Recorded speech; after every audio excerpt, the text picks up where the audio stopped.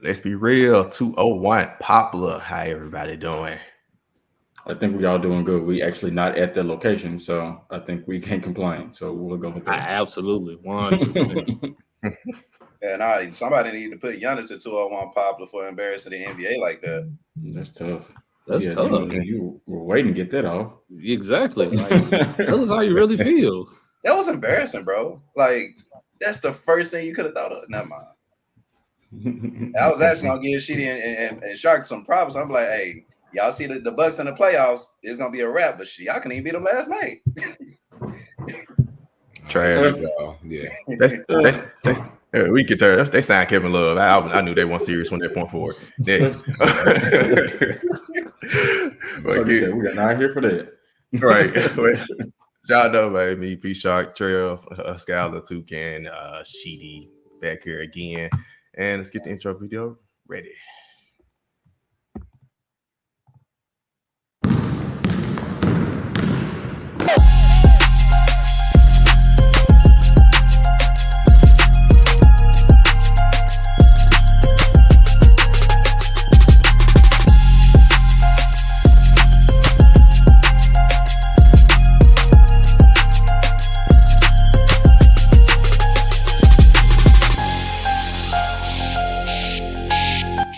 Let's be real. All right. Y'all already know, follow us on Twitter, TikTok, IG, and Facebook at LBR_media. And subscribe on any podcasting platform, YouTube, Spotify, Apple, Google, Stitcher, you name it. And check us out, Starting Five Podcast, as we are transitioning to Bluff City Media on March the 1st. And check out Bluff City Media on Twitter, as well as our Starting Five stick, Starting Five, number 5 MEM, and Greasy Bear Blues, SBN Grizzlies. So, got a lot of big things coming down the pipeline, but without further ado, let's get to our first topic. And if you've been sleeping on a rock, it's time to get from under it. Alabama basketball program. It's time to talk about it. I don't think we got into the. Yeah. Speaking of 201 Poplar, like me. Speaking of 201 Poplar. Speaking of 201 Poplar. Man, boy. So we didn't speak on it, I guess, when the things first went down. Maybe we missed the episode or whatever, but we didn't get a chance to talk about it when the player Miles, I forgot his name, Darius Miles, I want to say Alabama basketball player. Not this one. Yeah, not Darius Miles from the Clippers that played in the NBA, but yeah, Darius Miles in Alabama. He got arrested and he was charged with capital murder along with the guy who actually murdered the woman. So prayers out to the woman who actually did get killed in this whole scenario and everything. And then a couple weeks later, which is this week, news come out that the best player, Alabama, projected top 5 pick, Brandon Miller, was not necessarily involved in the murder, but his teammate asked him. I think it was Darius Miles' gun, teammate's gun, and Brandon Miller had it. He texted him, telling him to bring him the gun. He brought him the gun, but then basically Brandon Miller's attorney saying there's nothing. He's basically not getting charged with anything, right? Although he brought him the gun, and the gun did lead to a murder. But then I guess there another story that came out that Brandon Miller's car was used in this whole deal, and maybe his car was used to block in. So it's a question about was he actually at the location or not. There's a lot of different stories coming out, but I guess the main story is his attorney, his defense attorney, pretty much. He has there's no case to even charge him with anything as of now. And his coach, Nate Oates. In fact, we just now learning about Brandon Miller in this whole situation. It's the big news is in itself that this has been hidden. That why was this not known before? Why wasn't he suspended or got in trouble in any kind? Although maybe he didn't get charged or anything. So they're gonna let the law. They want to let the law stuff play out. But Coach Nate Oates kind of came in with some comments this weekend's press conference that seemed not to really care much about the situation.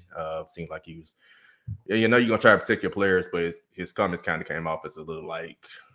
I can't remember the exact quote that he said, but it didn't really come off as like a coach that really was caring about the whole situation at hand. But so I just want to know what y'all thoughts about this whole situation and what y'all think is going to happen moving forward. Start with Trevor and Took, Skyler, and Sheedy. Honestly, I have no idea what's going to make of it. Nate Oates' comments at the press conference did seem a very, very concerning. As he, to your point, he didn't give 2 cents about his players. It seemed like he was just more focused on the task at hand, which is winning games.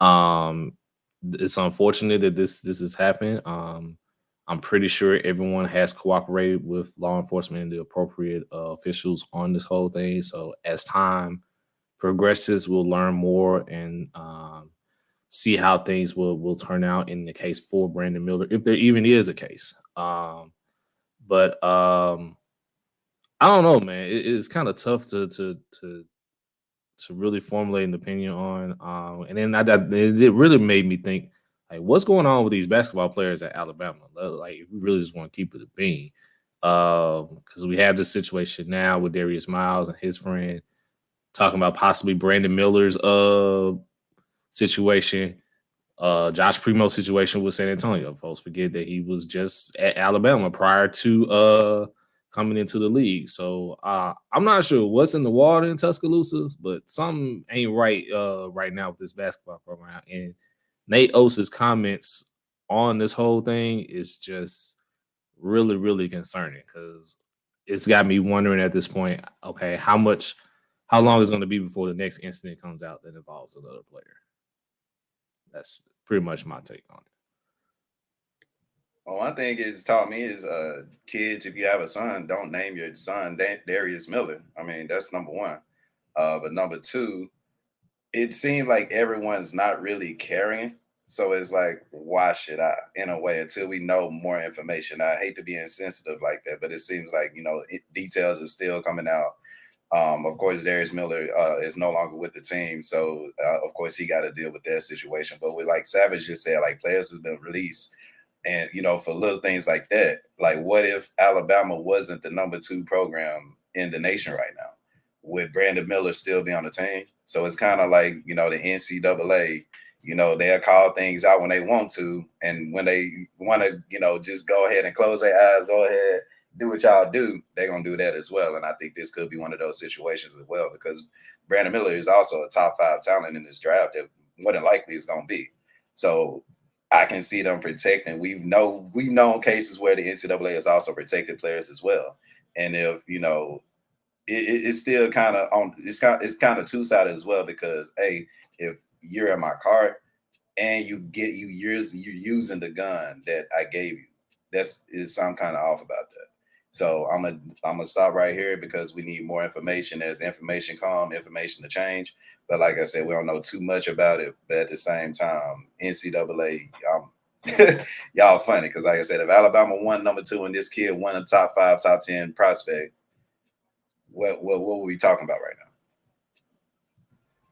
I think as a father of a daughter, it's hard to be judgmental in this particular situation. Just kind of knowing based off what we know, Sharky, you essentially talked about how Mr. Miller, how Brandon Miller brought the gun to the scene. If the gun was not at the scene, does any of this happen? And so I just wish, because you just said it, like, it just seems as if a lot of people don't care whether it's the Alabama basketball program, whether it's the school itself, whether it's Brandon Miller himself, whether it's Nate Oates himself. It just seems that people don't care. And when you have a daughter, it just makes you think about this whole situation differently. In my opinion, and I'm sorry, I'm being judgmental. I'm sorry, I have a bunch of feelings and emotions in this, but I would want everybody involved charged in some type of way. That's just being a buck about it. And it's hard to read stuff like this. Again, I'm not even in the situation. I got a long time before I get there. But at some point, my daughter's going to leave my household. And so to be worried, to know that something like this could happen, to your daughter, it's happening to somebody else's daughter. I couldn't imagine being in their shoes at all. And so I definitely hate that this happened to her. It's one of those things that, like, you hear women say all the time, like, protect our Black women. But then in these situations, we don't see that. So we have to start doing whatever we can to protect our Black women, our Black queens. And in my opinion, charging everybody involved with this case they should be put in jail. That's just how I feel about it. Before I continue, can you pull one of the comments that Savage said for us, please? His first one is fine. What year is this picture from, Savage? That this is like he was about at least 7 to 8 years ago. It's time to update, brother. Oh, you take that down. You look like you was on the bus in Montgomery, brother. Hello, looking like he was Speaking on of the Alabama, Yeah. love you, Savage. But anyways, man, it. How do you put this to add? I want to say that too. I'm gonna say it for you. So that's a decade ago. But going to this decade now, I side with Skylar in the regards of, we don't protect our Black women enough. Honestly, I literally just got done doing this. Okay, real quick, Black History Month program. And one of the people that I feel like is instrumental in what's happened with Black history is legitimately Harriet Tubman. And the reason why I say that is like we kind of say like the most random people, Martin Luther King, Harriet Tubman sometimes, but like Harriet Tubman was free, came back, got more. She was a wanted woman. She didn't have no entourage around her to protect her, so to speak. And even fast forward to today, and the Breonna Taylors of the world, who we don't do as much as we do with a Black man that's slave, so to speak. And I've seen that and what we've covered. And so all in all, justice needs to be served. And I want the correct justice to be served. So I'm staying with what Skylar is saying, but I'm also saying everyone that is involved should get the penalty that they are supposed to get. Now, will that create a dark cloud over the other young man that just dropped, I think, like 40 the other night or last week? Yes. Yes, it is. It's going to create a cloud because you put yourself in that situation, unfortunately. And if you are never around, never have a gun in your possession or what have you, then those things don't happen. It's really about putting yourself into the correct position. And so to me, the young man shouldn't be playing right now. He shouldn't have been able to drop 40 I think they won too. And the charges need to be applied appropriately to whoever it may be. And then we move on. Unfortunately, things like this happen so much, but I wonder what would have been different if this girl, was she white? No, she was Black. My point. Yeah, very sad indeed. Her name was Jamia Harris. So, like I said, rest in peace. Prayers out to her family in the whole situation. Darius Miles, of course, the basketball player, along with James Davis, was the guy who actually shot and killed her. Yeah, this whole situation was bonkers. I mean, just when it first happened, it was like, wow, I can't believe that just happened. Then to get this news drop, and of course, why we don't hear about it later. Alabama's what, number 1, number 2? Brandon Miller is the best player. He's a top NBA prospect. Hey, that's why we didn't hear about it, right? Until just now, right? Nate Oates, guess he tried to allude to like they already knew about this. If you already knew about it, something should have happened. He should have been like sat down for a couple of games, something like. There's no way you just like went and just played through all of this. But I don't know what's going forward. Like Toop said, more information. I feel like there's still more information because that whole thing about his car being used and did the car get used to block in? Because apparently he was already on the way to get Darius Miles anyway when Miles asked him to bring the gun. So a lot of different things still left to be played out. Man, all I can say is just prayers out to the family of Jamia Harris and just hopefully justice is served in some form or fashion, no matter what else goes on with the rest of the season, the rest of his career. Too, what you got? Yeah, I just wanted to get y'all a quick opinion, real quick, on how much at fault should Alabama be, and what I mean by that is because this has gone on for a while ago, from my understanding. But we're just finding out about it now, and we've seen the NCAA come down on programs for even smaller things. Say, hey, this season gonna be suspended. So I just want to know y'all opinion real quick. Like at the end of the season, will we be seeing Alabama, regardless of what they do? Will this season still be something they can hang on the wall? Yeah, I honestly just don't see a scenario in which, let's say, hypothetically speaking, they win the national championship, and then whatever comes up, this situation comes from it, and then they relinquish or take that away. I just don't see that happening. I do hope in some form of fashion, Nate Oates is he's punished in some type of way too, because just what Savage just said, like when you are an NBA coach or a college basketball coach or a coach of, leading men of some sort, you're supposed to be there to, help them get there where they need to be, but in the process, help them become better men. And I just feel like in this situation, with his comments, with him allowing Brandon Miller to play, he just doesn't care. And so it comes off as like, and what you did is, it's not worth you being penalized or punished for. And that's just hard to watch and see, honestly. So I don't see anything negative coming from this from the NCAA down onto Alabama. But I think in some form or fashion, Nate Oates needs to be held responsible for this too. I don't think Nate. Honestly, I don't think Nate Oates is going to be held responsible, unfortunately, because the University of Alabama's athletic department, just to your point, well, to Savage's point about the problem of coaching, it's a double-edged sword if you look at it. Like, yes, if you're in coaching in some kind of amateur way, you're trying to get men to the pros, you're not just providing them the access and the way to get in the path to get there. You also teach them how to be upstanding men in society as well.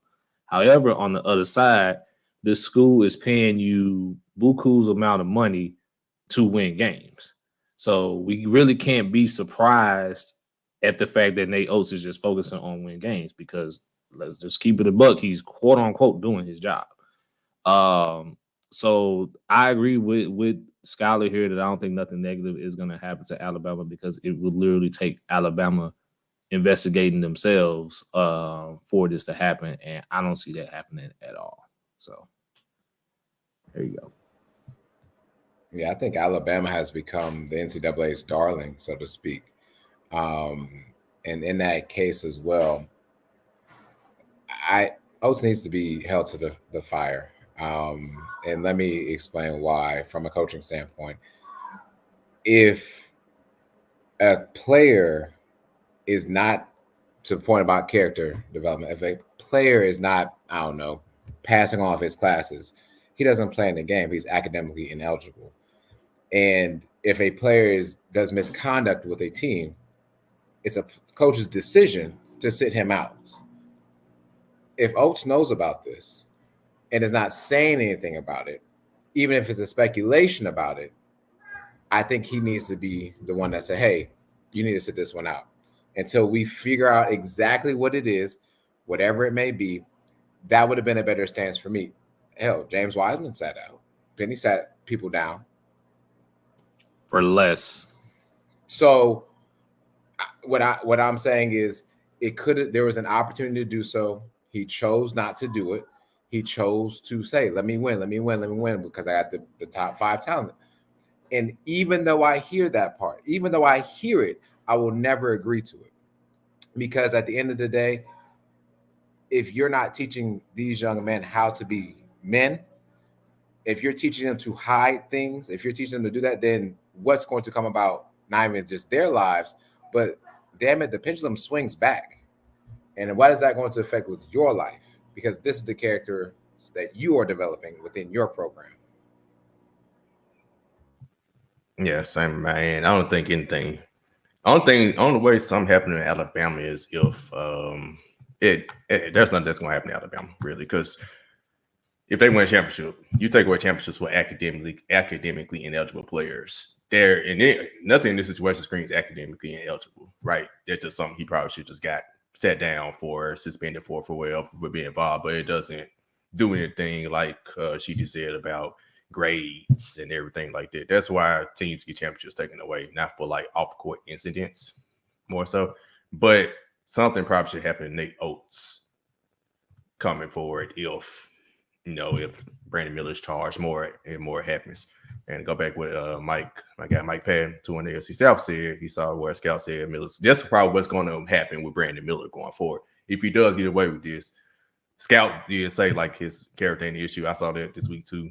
That's gonna really be called into question. It could hurt his draft stock, but when in doubt, he probably would still be a lottery pick or whatever. So we just have to see how this whole situation play out. Unfortunate situation, a definite different situation. Seems like former Alabama players, or current Alabama players in this situation, but former players. Henry Ruggs, right? Alvin Kamara. You see what situation he in right now, former Alabama. Just seems like it's just a theme. I'm not going to put Alabama. They letting them program wild under the out in bus. Tuscaloosa just for the sake of Yeah. being relevant in basketball and football. It's crazy. Ooh. I like this question, Savage. Would you draft Brandon Miller? Hey, Savage, we just celebrated Karl Malone. I would have no problem drafting Brandon Miller. I'm gonna save my comments on that guy for later. To be honest, I haven't seen enough of Brandon Miller to really even formulate a response to the question, because it looks like with this upcoming draft, it is just top heavy. It's literally just Victor and Scoop and nobody else.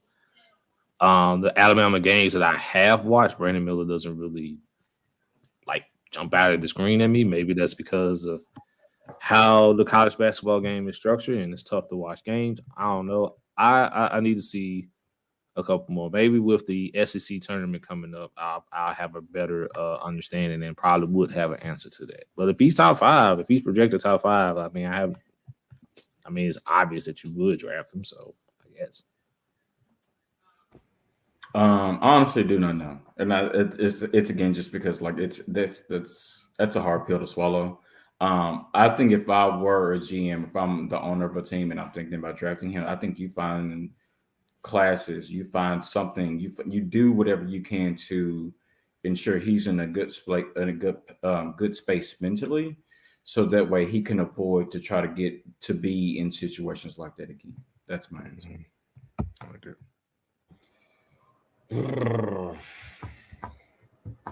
Y'all know Bridges is back and available, right? Y'all remember him from the Hornets? Miles Bridges, yeah, he is available. So and so what I will say to this, from a coaching GM standpoint, I probably wouldn't. But as a black man, I would want him because black men don't get enough chances to do or get a second chance. I'll be honest with you. If you flip the script, white men give their counterparts or other young men multiple chances to do shit. Think about the young man who was 17 with that assault rifle shooting everybody up during the Black Lives Matter event. He has other opportunities because of his skin and the skin of others that he's going to see. So as a black man, yes, I do want to actually give him another chance because I want to use my platform and who I am to give him another chance. But I don't foresee GMs possibly giving him another chance if this does come to a play and there are some type of charges that are spent or sent there. So I'm going to say no from that standpoint. But as a black man, yes, I need to use my platform because I need to bring him in for him to grow back with me and to do better with me and be more of an example. Because some white man leading some black kids, that's another fucking problem in itself. But I'll leave that alone. I tend to agree with a combination of what Savage and both Mike said. Savage, if I have a team with strong culture, yes. If I'm the Houston Rockets, no. They don't have a strong culture. They have straight young players. A team like that, no. That's a team full of, you got Kevin Porter who has his trouble. You don't need a team like that, right? To draft Brandon Miller. But from what I've seen him play, he's the real deal. Basketball, strictly basketball, what Mike said about his ability to shoot and handle the basketball his size. When they played Memphis, he jumped off the screen. The other night against South Carolina, with all this cloud hanging around him, he dropped 41 points. Every time I watch Alabama play, I've seen somebody who's like really talented that I think is gonna be really good. So, like I said, second chances, like she just said, you would like your black men to get second chances. When it boils down to it, he made a stupid decision by giving the guy the gun. He didn't actually pull the trigger. He didn't do anything. But we'll see, like I said, we'll see how the law plays out and everything going forward. But yeah, if answering strictly to that question, I would draft him. Yeah, that's the unfortunate world we live in. She did something on the head right there. Yep. But move forward to still talking about black men. Eric Bieniemy slander. Shady McCoy. And I'm not finna call him by his first name, LeSean. We're gonna call him strictly Shady for the purpose of this exercise. He was on FS1. I don't know what show. I don't really watch FS1 like that, but he said, speaking about Eric Bieniemy, he was like, what's his value? What makes him a good offense coordinator? He's like, he's been in the rooms where he's coaching and he has nothing to do with the pass game at all. When the players are designed, it's Andy Reid. He also proceeded to say he wants him to see because he is at least he wants to see black men succeed, but he just doesn't. He hasn't seen it. I've seen plenty of Chiefs players, former players. Tyreek Hill even came out and said Shady just mad because he told him to tuck the ball. Pat Mahomes taking up for it. Tyrann Matthew taking up for it. Taking up for Eric Bieniemy. And Eric Bieniemy responded with class. They asked him about it. And ask anybody who knows he's been sleeping on that rock. He is now the offense coordinator of Washington Commanders, which has been a big and I think assistant head coach, which has been a big thing because he hasn't had a head coach opportunity, and now he's leaving for pretty much a lateral move. Also, I guess he got the assistant head coach title, but it's pretty much a lateral move. And that's been the big news story throughout the week as well. And he responded by saying, "Hey, Shady McCoy, speech Hall of Famer. He has his opinion." So that was his response to the whole situation. So what are y'all thoughts about Shady McCoy? His comments, same order. Man, Shady needs to sit down somewhere with these comments. But hold on, he is sitting down. He's sitting down on the couch or using his platform. But I'm sorry, I didn't make off your mind. Oh no. In the words of the great American philosopher Martin Lawrence in his show, sit your ass down somewhere. Like he's sitting down, but he needs to sit his ass down somewhere.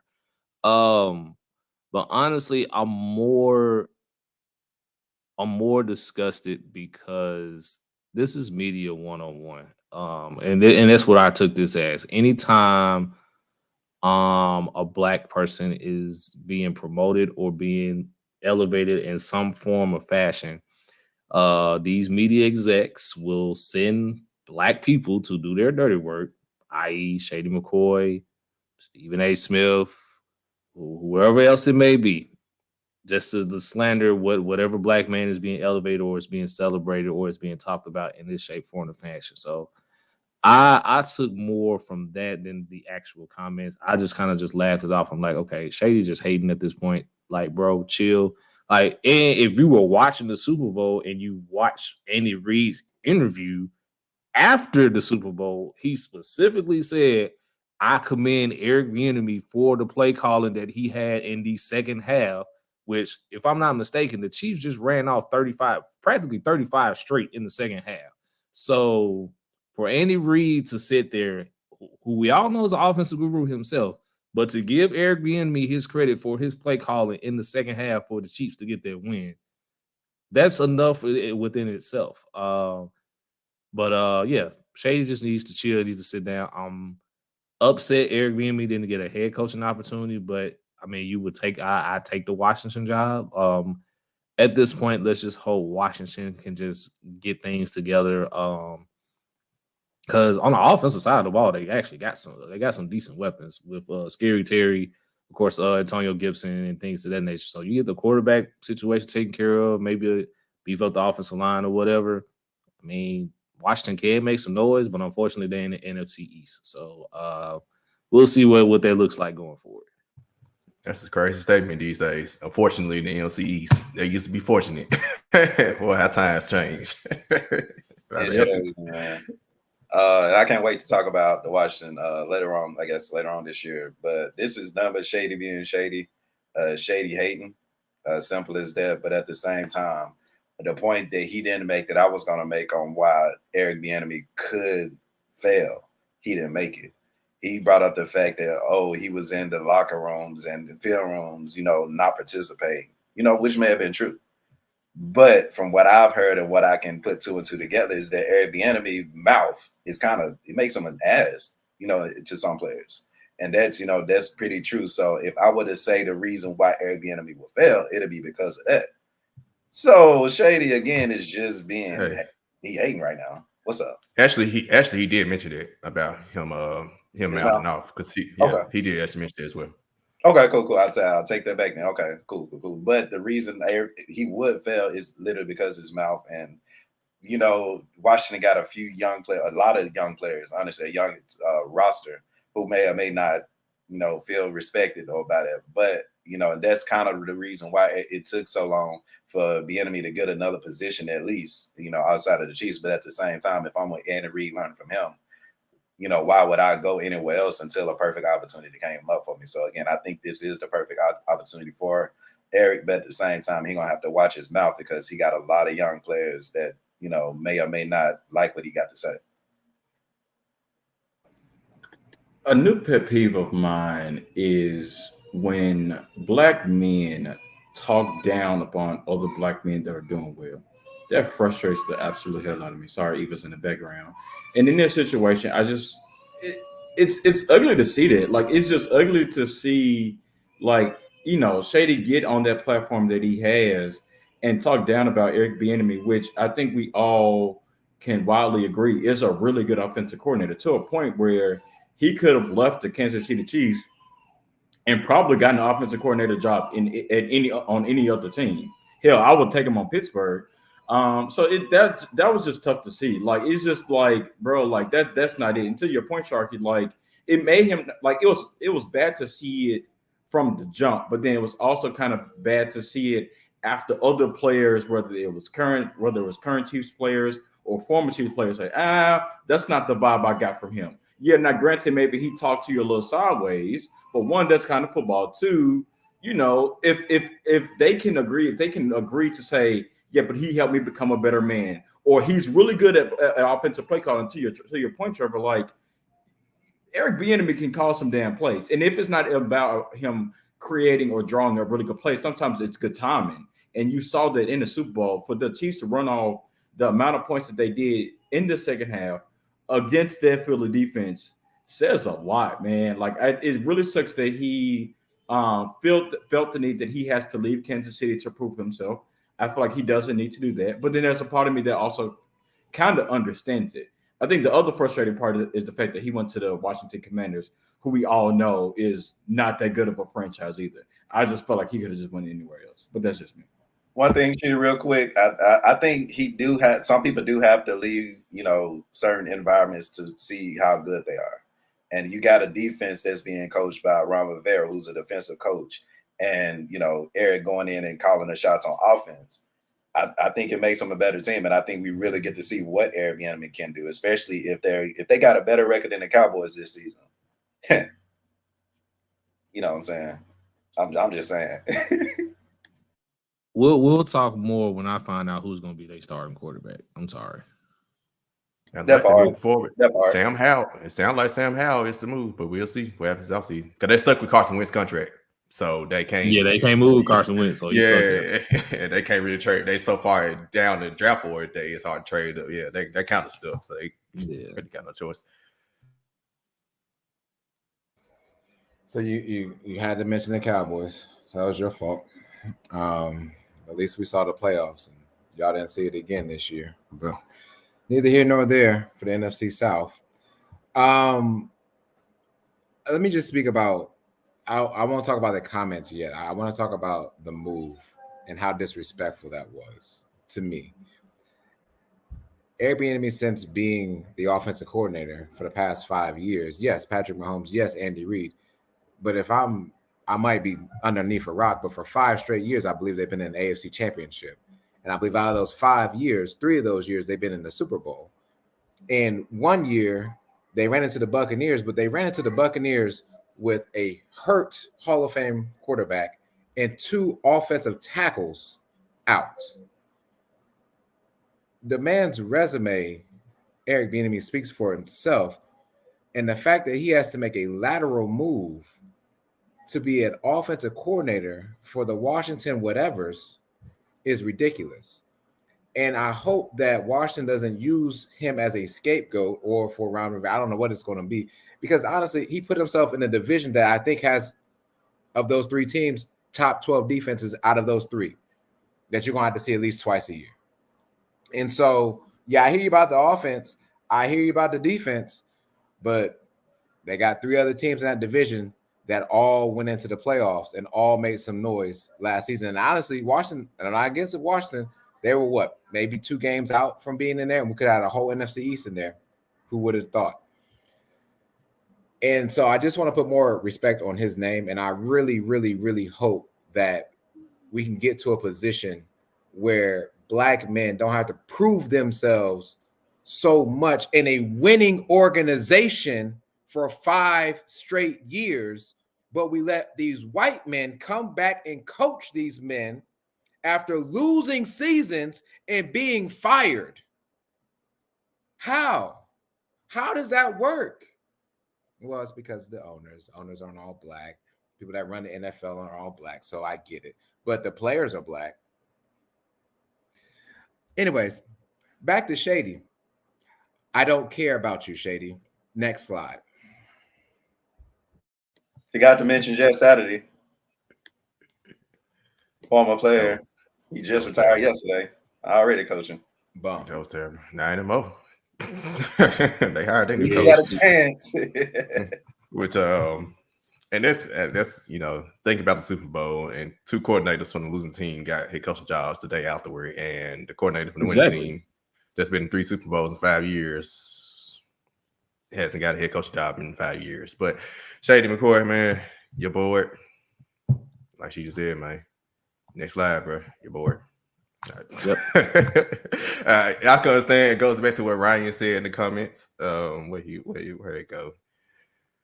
He see if other players on KC used to play for him, cosign with him. But I saw everybody. Here go Tyreek Hill, Shady mad that he told him to took the ball. Tyrann Matthew said, man, you effed up with it. Jamal Charles, I have to disagree with you, Shady. Been hitting me, coach me for 4 years. I learned so many things with EB, and I still keep in contact with him. He's a great husband and father. He deserves to be head coach. Man, to Scout's point, Eric Bieniemy said something to him in practice, and he didn't like it. So now he's holding it against him. That's literally what it is. Pat Mahomes, there should be no questions on how great of a man coach he is. His leadership has a direct impact on me as a player and person I am. 10 plus years, learning under one of the greatest coaches of all time. I cannot wait for him to continue to prove that was wrong. So yeah, Shady, your boy, man. Like she said, next slide. Get to the basketball courts. It was All-Star weekend. So, of course, last episode we recorded was right before the Super Bowl, and we're about to get to I got some NFL QB questions on the next slide, stemming after this Super Bowl. But All-Star weekend was last week. On Black History Month, we allowed a white man to win the dunk contest. Damian Lillard won his first 3-point shootout. Don't you put we in there? We didn't allow brother to do that. They allowed. Right. Carl Anthony Towns was too busy, right? Right. Put no we in there. You're right. The Mr. I'm finding the West allowed it to happen since he didn't want the dunk contest. Stuff like that. Allowed this to happen. But then, of course, the All-Star game. I think Team Giannis finally beat Team LeBron. What? All-Star weekend recap. That's actually reversed the order. Sheedy, Skyler, to Trevor. That's fine. The best thing from All-Star Weekend recap that I want to discuss stays in the NFL. DK Metcalf dropped a double-double. He had 20 and 10. I don't care who he was playing because we count them, triple-doubles against the Rockets and against the Spurs. So shout out to DK Metcalf for dropping 20 and 10. Who won the three-point contest again? Oh, it doesn't matter. Damian Lillard, that's great. I hope you make the playoffs, and I'm hoping that you advance at least to the next round. The dunk contest was the dunk contest. And the All-Star game was exactly what the Clippers and Kings just did last night. And so, it's A, B, C, E, F. Did you notice there was no D there? And so there was just no D play. And it is what it is. It's an All-Star game. I rest my case. The All-Star weekend the All-Star game is not that fun to me anymore. It has not been probably since since Kobe Bryant has passed. I believe that was the last meaningful All-Star game. And because of the rule being implemented in that fourth quarter and the 24 point, that game was great. At least the fourth quarter. Let me say that, not the game. The fourth quarter was great. Everything else up until then, lackluster. I don't know how to change this. NBA's got the same problem that the NFL has, but mind you, the NFL is getting more numbers somehow than the NBA with their Pro Bowl selection. So to me, shout out to DK Metcalf and the 20 and 10 that he dropped. And I don't know, maybe he needs to start a team in Seattle or something like that. And because I don't think they're going back to the playoffs, so he might as well just try the NBA. All right, so 3 things I think that were better than the All-Star game. One, Twitter, when Jericho Sims did that lame ass dunk, when he tried to when he put the clip on the net, because Twitter, when that happened, was hilarious. And it was also like seeing people's reactions like in the background when Brett did the dunk was hilarious. 2, another thing that was better than the All-Star game. I thought Nike's representation of John Morant and the sculpture that they did for his new shoes, I thought that was like super, super cool to see. Somebody from Memphis getting the recognition that he got for his multiple colorways of shoes was super, super dope. The 3rd thing, in my opinion, that was better than the All-Star game was this game that happened last night between the Kings and the Clippers. That, in my opinion, I don't care how many points were scored in that game. That game was much better than the All-Star game. The All-Star game, to Sheedy's point, was whack. It was lackluster. It was there. It was just one of those things that, like, you drink it with your friends, and you drink it with your friends, so you just got it on in the background. That's exactly what the All-Star game was to me. They've got to find. Actually, let me say this: the players need to hold themselves accountable for how the All-Star game was. I think the NBA. I may be wrong when I say this. I think the NBA has done enough to push it to incentivize, getting players, whatever the case may be, hype for the All-Star game. At the end of the day, the players need to hold themselves responsible and say, we need to care more. We need to actually give the fans what we want, because we talk about load management and we talk about how sometimes these players aren't available for the fans when things come around. And I get it. Some players are hurt, but there are times as a fan, you want to go to a game and you see LeBron James ain't hurt, but he's just sitting out. And so if you're going to do that, if nothing else, show up for the All-Star game, at least play half of some type of defense, so that way we care and that way it's watchable. But the All-Star game, and for the most part, the All-Star weekend was cap. There you go. That's my recap. So what's it feel like to finally win this thing? Winner, chicken dinner. That was worth it. Do better, NBA. Do better. If you're going to script write, if we call it script writing the thing, do better. Do better. But to y'all point, All-Star weekend, Skylar, I think you're right and you're wrong with what you just said as far as the NBA. And what I mean by that is the NBA did a great job as far as marketing to an extent. We got to realize that now the NBA's core fan base are not only youth, but it's also overseas. So I think right now we're going to see a lot overseas, because even if you look at the halftime show, it was Afro beats. It's still up and coming music genre for sure. I rock with it for sure. But they're marketing towards other overseas, and overseas, especially in Africa, Afro beats is it. So what I'm saying is, promotion wise, they did great, but it's who they were marketing to. So if they could have did a better job at marketing towards us, even in the celebrity that game. All these rappers out here, and you couldn't find none to be in a celebrity game. Granted, I guess because of location, Utah this year, next year, Indiana, so we may get the same result. But they could have tried a little bit harder as far as represent us a little better. That's for number one. Number two, I need to fact check this, but I saw a video earlier today before I came on the pod. It said last year the NBA revenue, last year the All-Star weekend revenue, $10 billion, not million, billion would it be dollars for the NBA last year. So why are you still paying players $100,000 win, $25,000 if you lose? If y'all, we're all working, man. If a job gave us, say, hey, we gonna boom, boom, boom, your paycheck if you came in this week, are we jippy? We ready to go to work? Am I correct? Thanks. Yeah, yesterday. Yesterday, Exactly. yeah. We ready. Like, okay, well, you need me to do something else? All right, let's do it. You know what I'm saying? So $100,000, nah, you need to bump that up. It needs to be at least $100 million budget. Yeah, if you're making $10 billion, that's gonna be the only read that was great marketing. I mean, we'll talk about that another day, Ryan. But if you making $10 billion off of a 4-day weekend, you need to pay the players. You need to pay the people that you're representing as such.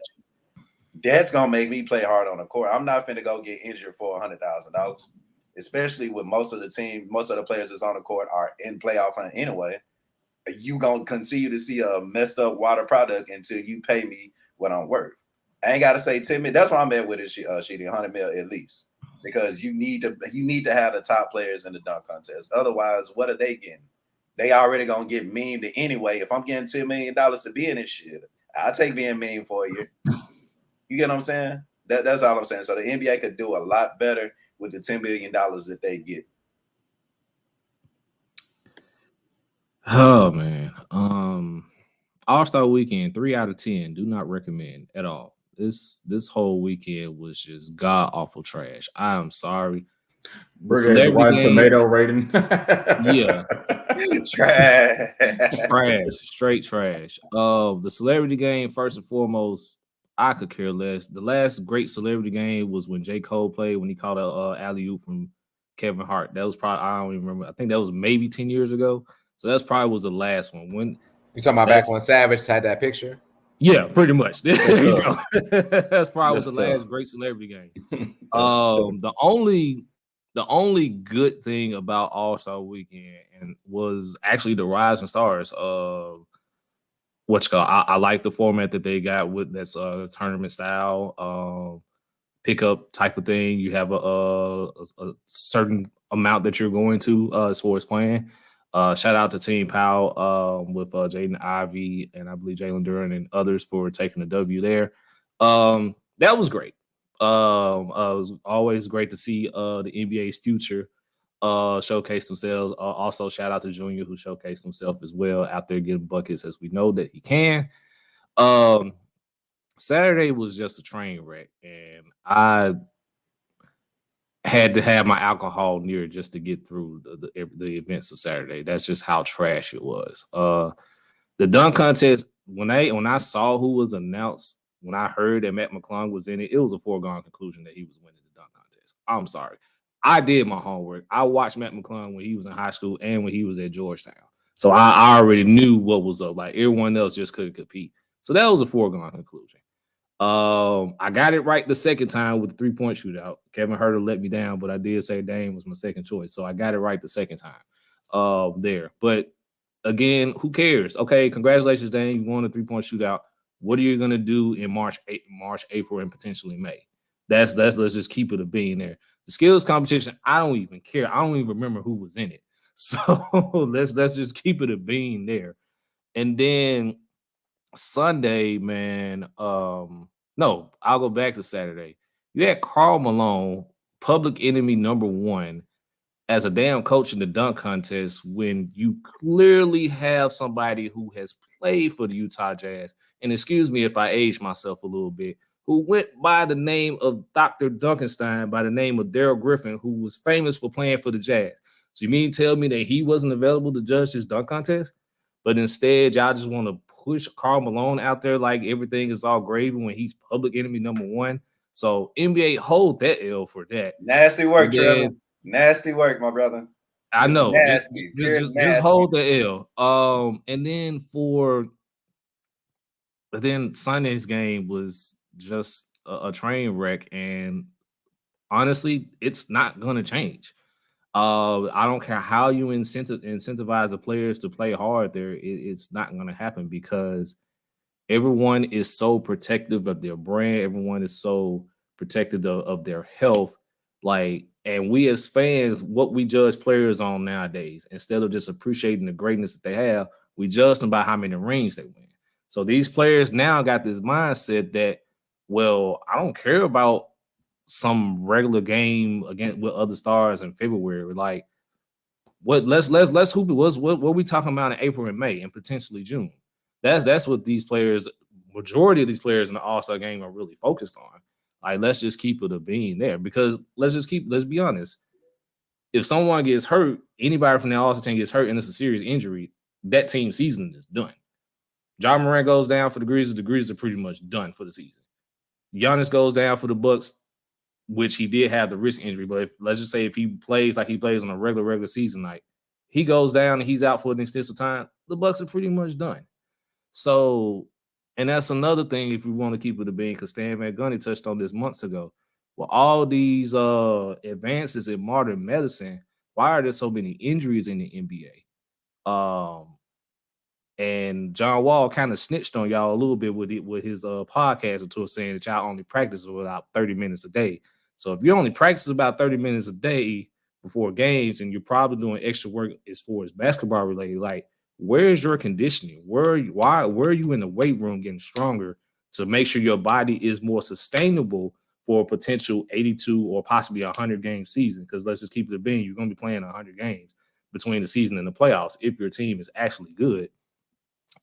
So man, in the end, man, this just was an L all the way around with this weekend. At this point, I hate to say it, but it is what it is. We're gonna have to kill the All-Star game and just have the Savage's point, just do something in the summer with these guys or something like that lockout year that when players were just going to random spots and just showing up and just hooping. We probably just need to just go to that, because this is not going to change for the All-Star game. And then they did everything they could to try to get people to come to Utah. And let's just be honest, if you watch the broadcast on TBS, Charles and Shaq was just roasting Utah pretty much the whole way. Like Shaq said, I've never ordered so much room service in my life. And then Charles was like, well, everybody in Utah going to heaven because nobody does nothing in Utah. So this was just a big L for the NBA all the way around. And then for them to turn around and for the Bucks to sign Myers Leonard to a 10-day was just a cherry on top for this. So, man, 3 out of 10 do not recommend. I know I said get rid of fan voting. It may be time to kill the All-Star game altogether. Hey, Trevor, they said more people watch the NFL flag football game than the All-Star game. Well, you know why? I mean, football is king. Let's just be real. Anytime you can get any kind of extra football out there that's outside of the norm with the NFL, you're going to tune in for it. So, shout out to the XFL, by the way, who will get an honorable mention on this one. And AJ McCarron, who had a nice little comeback in the first game. That was better than the All-Star game. So, all right. I next slide. I rescind the rest of my time. I hop off my soapbox. I hope y'all enjoy the rest of y'all day. Man, had a full ass ISO. God damn. Hey, this is what happens when y'all didn't put them on 3 the hard way. This is what we get. Two said, pass the ball, bro. Wait, who said we had a whole ISO? I apologize. Two. Dylan Brooks out. Dylan Brooks out. What you expect? They could have done. I'm sorry. No, too. I'm sorry. I'm sorry. I had to be a rec random there. So it is what it is. But it had somebody came to visit me on Dylan Brooks Island. Oh, let me get everything I got to say off my chest right now. It had to be said, man. I'm sorry. Nah, you said it. Oh man, that was. I love y'all. All right, I said Trevor to Dylan Brooks LBR. Yeah, we don't mind it. We actually don't. Yeah, we good over here. My shots go in though. Unlike Dylan. We good over here. We fine in the podcast game. Nah, that's facts. That we fine. Them damn Grizzlies ain't. Oh boy. What a laugh. My God. I'm going on mute. Oh man, but I'm gonna take this time to I don't know. It wasn't even that funny. I'm gonna take this time to give a shout out. I don't know if anybody, our listeners, people watching, like plays. I don't know if y'all like plays, but most of us got wives. I went to the Tina Turner musical last Friday instead of watching the celebrity game, and that was an amazing show. So the Tina Turner musical, if it's coming to a city near you, you gotta check it out. If you come back to Memphis at the Orpheum Theater, check it out. I definitely recommend. If you're a Tina Turner fan, that was a great play, a great musical play altogether. Great night. Yep. You was dancing. Now, nah, man, it's just you sit down and watch. You know. Now Orpheum too tight. Somebody ain't bred to a Broadway play.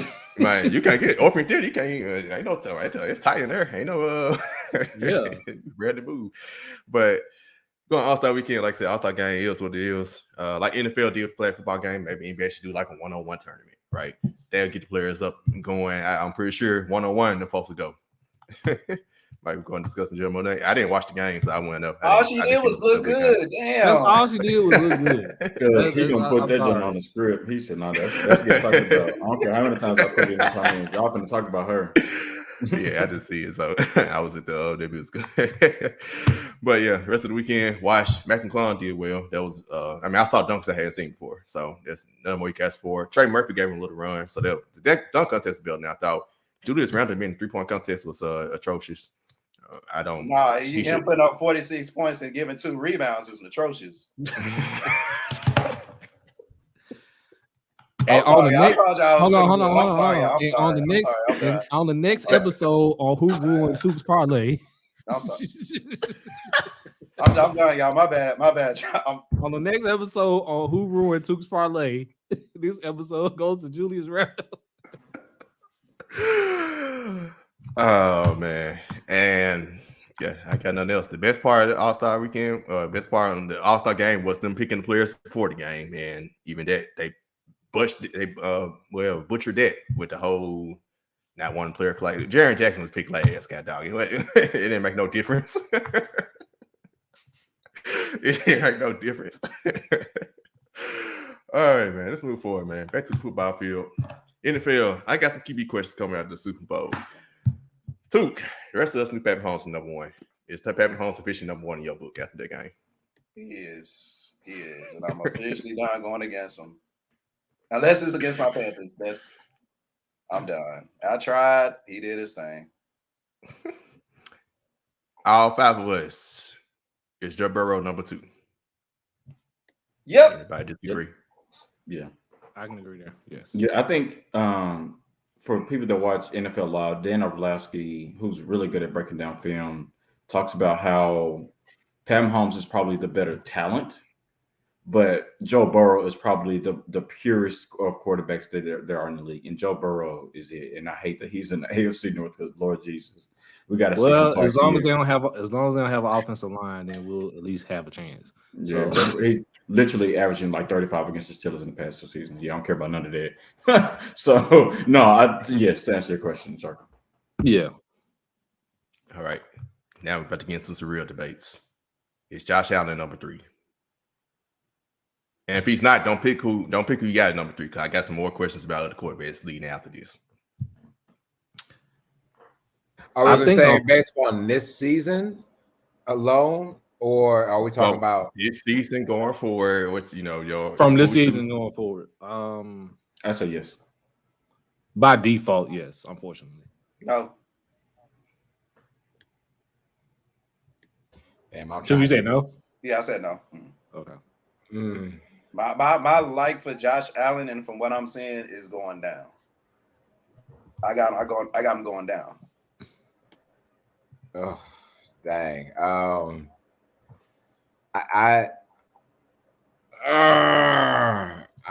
don't know. I'm gonna say no because he has yet to reach. I feel like he could have been in the Super Bowl by now. So I'm gonna say no. I say no too. I got him at 4.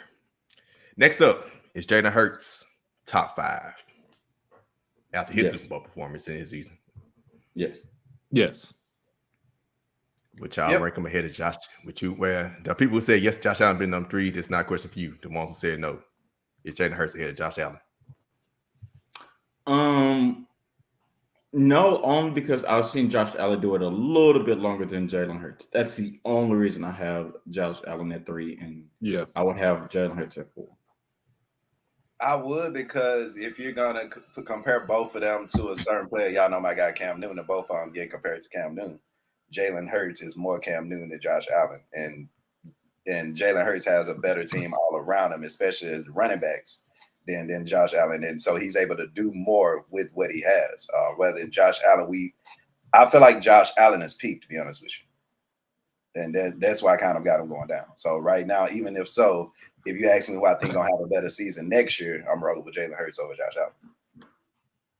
Yeah, I think Jalen Hurts has the better ceiling going forward to where he can eventually pass Josh Allen. But as of right now, because Josh Allen has done it for a tad bit longer. I'm going to go Josh Allen. I think if they swap teams, I think Josh Allen pretty much duplicates what Jalen Hurts did in Philly. Maybe a slightly more in the passing game. So you tell me the Bills were like the favorite to win the Super Bowl all season long, and now he has to be on the switch spots. I'm just going based on comparison. I'm just comparing him and Jalen Hurts. So I like I said, just because he's done it just a tad bit longer, but he's reeling. Like I said when the original question was asked, it's by default. It is so. You can definitely see Jalen Hurts passing him though. Okay, I put it right back in your seat right there, Trevor. they were favorite. They were favorite the whole season. I was like, yeah, they were. 100%. They were. So my thought about this is yes, I put Jalen Hurts third. I put Jalen Hurts third, and I'm just going to talk about the time since Jalen Hurts has been into the league to compare both him and Josh Allen. And so I won't go as far back as Josh Allen has been, so I'll just go as far as from Jalen Hurts. From Jalen Hurts stepping into that program for Philadelphia and what he has been able to accomplish, I think for me, he is number 3 right now, going into next season. And I mean, honest to goodness truth, it wasn't that the Chiefs blew out the Eagles.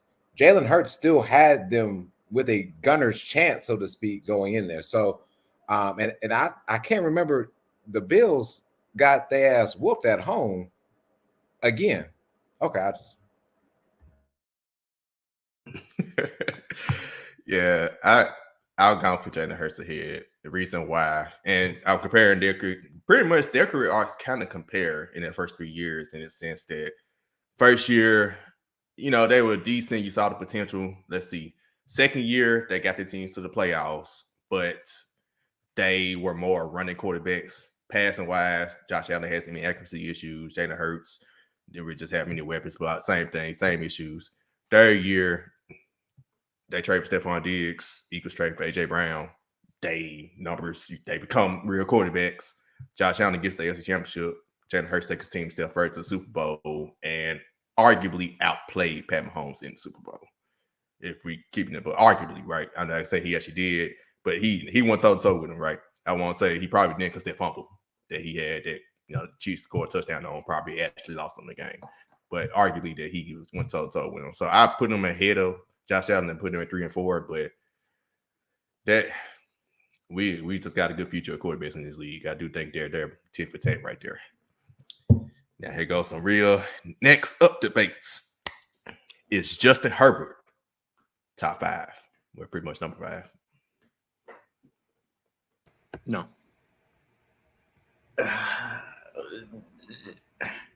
No, I can't put him there just yet.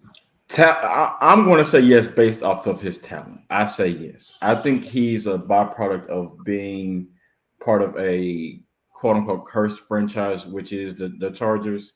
I think if he was almost anywhere else, I think he would overwhelmingly get a yes for top 5. So I would say yes because I really like his talent.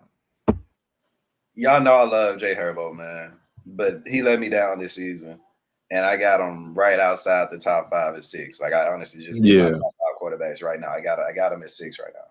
So unfortunately, no, and he is playing with fantasy-wise the number 1 running back too. So I guess that helps as well.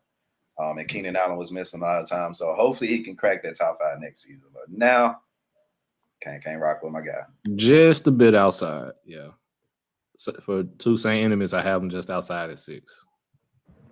Yes, and I would say if we scripted this question a little bit different, is he top 5 in the AFC? Then we will probably say that he is at least at 5, but maybe. But no, I don't think he's top 5. A quarterback that I think is better than him didn't get a chance to really produce as he should have this year. Yep, it's enough for me too. Lamar Jackson, I got ahead of him. That's the quarterback at 5. Yep. For those who don't got Justin Herbert outside in top 5, he played a playoff game against another up-and-coming quarterback and blew, however big league he blew to that quarterback. There's Trevor Lawrence ahead of Justin Herbert. Yep. Top 4. Not yet, no. No. Really good, though. Darren Brown, he had a really good need season, but not yet. I need another season of this from Trevor Lawrence. Yeah, I'm not ready to make that proclamation just yet. You gonna get him, and he's adding 1,000-yard receiver. Yes, That's fine. I still what he did this past season. I need to see it again this season. No, for sure. But until then, I got Jay Herbo just ahead of him. I think what you're hearing from me is now putting, like, if you talk about buying stock on Sunshine being a top 5, top 4 quarterback this season. So that's what you hear from me. Can we recall a game that Justin Herbert has had that's similar to what Trevor Lawrence has done this season? At least 2 games. He came back against the Cowboys. He came back against the Chargers. Has Justin Herbert come back from deficits like that yet? And has been in the league for longer? I'm pretty sure he's got a game or two that I can't talk. I'm pretty sure he has one. He's only had one game winning drive that was against the Titans this past season. Damn. Come on, numbers, stats. Well, no, I take it back. This past season, on one game winning drive. I think he had a game winning drive on the Chiefs a couple. Yeah, that's what I feel like he had a few games a couple years ago. That's what he said. Game-winning drives and coming back from 17 plus is different. And so I'll let me get some of that stock with you too. I'll go with Trevor Lawrence with you, Doc. This one's tough because Trevor Lawrence threw the 4 picks to get them in that hole. That's what makes this tough. The Chargers just find ways to lose games that they should not lose. That's the thing. That's true. I'm gonna go ahead and put Trevor Lawrence ahead of him. He's already done more in less time than Trevor Lawrence. Done in more time. Y'all want to use it since we're doing numbers real quick. I mean, Justin Herbert is 6th. He was 6th last season in game-winning drives with 10. So, which is most definitely ahead of Trevor Lawrence, who has 9. So, but it's not far behind. Like I said, I just need to see it one more season with Trevor Lawrence. Yeah. I'll go and put Trevor ahead. They tick for tack. They right there. They right there. All right. Let's get away from the top tier quarterbacks to get to some lower tier quarterbacks. One question: who should just choose, Aaron Rodgers or Derek Carr? If they telling Derek Carr they feel like he's gonna be a Hall of Famer with them, that was a troll. That was a troll. I can't believe they told the man that in public. Troll or not, hell, go for it, buddy. I would. This is tough. You're telling me who the Jets should take, right? You're asking me Aaron Rodgers or Derek Carr? Sign Derek Carr, trade for Aaron Rodgers in that contract. I think Derek Carr. Mm-hmm. Derek Carr. Ryan, looking at Ryan choose out. Ryan, I was going no. Choose to the other 2. Now, if they don't get there 1 or 2, Ryan Tannehill's probably going there. But hey, yeah, stick to 2 at hand. I think the safer play for the Jets. Oh, I'm sorry. No, I think the safer play for the Jets is Derek Carr. I'm good on trading whatever I need to trade to get Aaron Rodgers, which is still good, but I don't know if I want that drama around a team that's up and coming, a team that can potentially make some noise. I just don't trust Aaron Rodgers, so I would go Derek Carr, who's probably a little bit more low maintenance, if you will. Yeah, it's a no-brainer here. If you can get one person without having to give up a lot of assets, it's Derek Carr. That's just a safe bet there. You're an up-and-coming team. You got a decent weapon on offense in Breece Hall and things of that nature. I think just trading for Aaron Rodgers just kind of stunts everything. And I've said many times on this podcast that he's washed.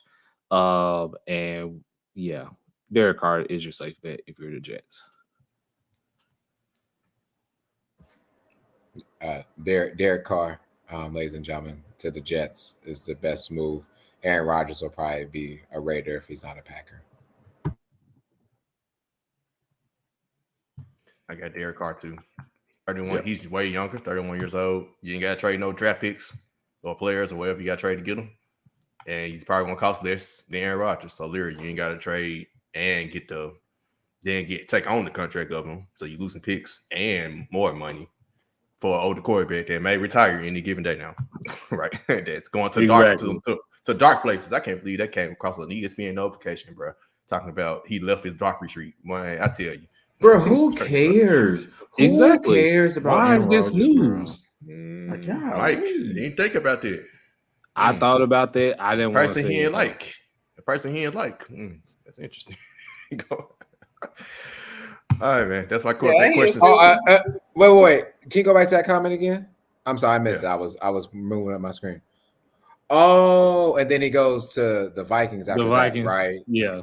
Okay, got it. The one that's countersuing because they mess up his image. But, you know, I had that. You want to take it there? I had that as a topic before this Alabama stuff happened. That was actually gonna be a topic today. No, we run out of time, but y'all know Brett Favre is countersuing Shannon Sharp and Pat McAfee. Yeah. For comments, whatever. Y'all know we stand against Brett Favre, man. Defund Brett Favre. Well, let's tell you as always, y'all know to follow us on Twitter, TikTok, Facebook, and IG at LBR_media. Mainly TikTok for the LBR media account, but follow us on our personal accounts, me at DAONE_P Shark on Twitter. It's right there on the screen at _Skylato. Kill the All-Star game. I'm at the Auto Driver. Oh, yeah, that's my starting 5 stick. I thought you were going to say I'm at Dylan Brooks Island like you were earlier. I thought he packed his bags, but I could be wrong. I'm finna go get my chicken wing dinner. I'll probably get some chicken wings. I was about to say, do they have chicken wings in Phoenix? Like, where do they have wings? I don't know. That's a question that needs an answer. No, he said. Do you say there's a Memphis Connect out there? Ain't it? A plug. He left. He He left me. So now they got an ATL wings, which is that's probably the best wing spot out here. So no. If you ATL wings and ATL, they'll tell you that American Deli got the best wings. Like, come on, let's cap. These are real questions. Like, Took eats tacos 6 days out the week because I eat Chick-fil-A 6 days out the week. These are the real questions, man. It's a struggle, man. Man. It's a struggle. Appreciate it. Thank you, Ryan. Thank you. Appreciate it, Ryan. I don't think she did. You get a chance. Well, we know it's really cheating. Simple.